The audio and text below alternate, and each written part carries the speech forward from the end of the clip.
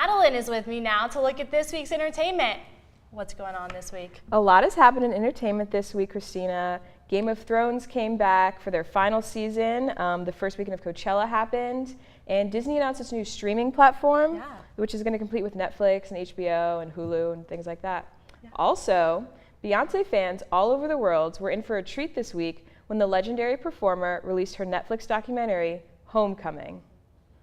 The 2-hour-long documentary shows the entirety of Beyonce's 2018 Coachella performance. It also featured interludes showing the months of work and coordination that went into creating the show. In Homecoming, the band who backed Knowles during her Coachella set was a tribute to historically black colleges and universities, which have a long history of marching band performances and competition.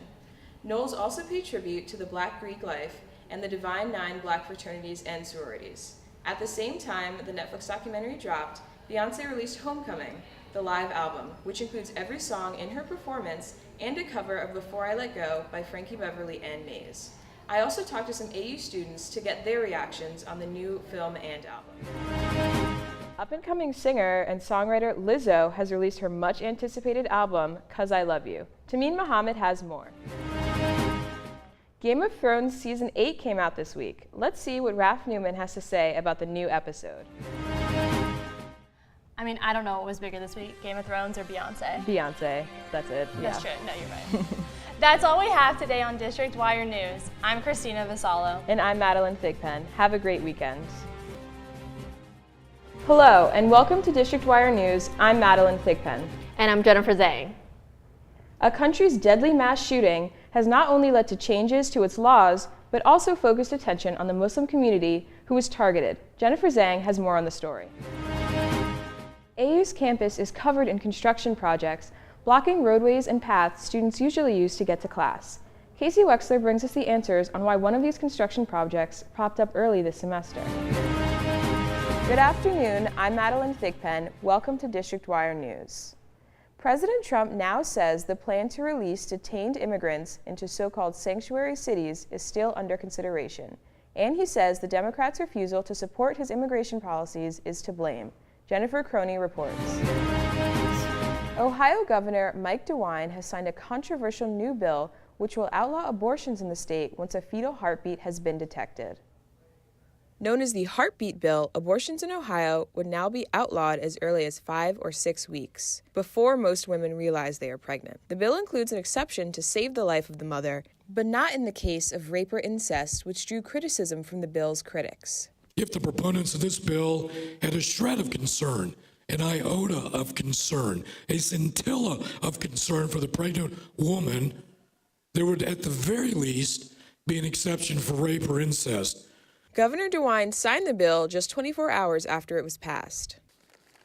The signing of this bill today is consistent with that respect for life and the imperative to protect those who cannot protect themselves.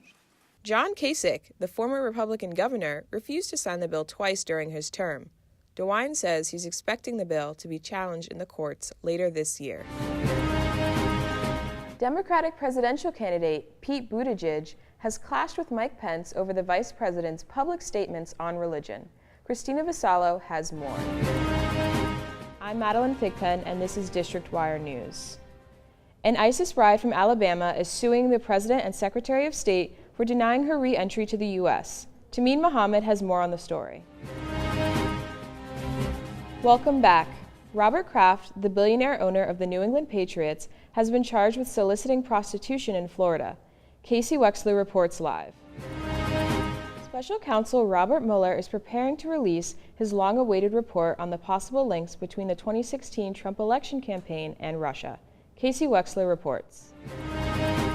The Australian conservationist who impacted millions of TV viewers with his show The Crocodile Hunter would have celebrated his 57th birthday today. Steve Irwin gained international popularity when the program premiered in 1996.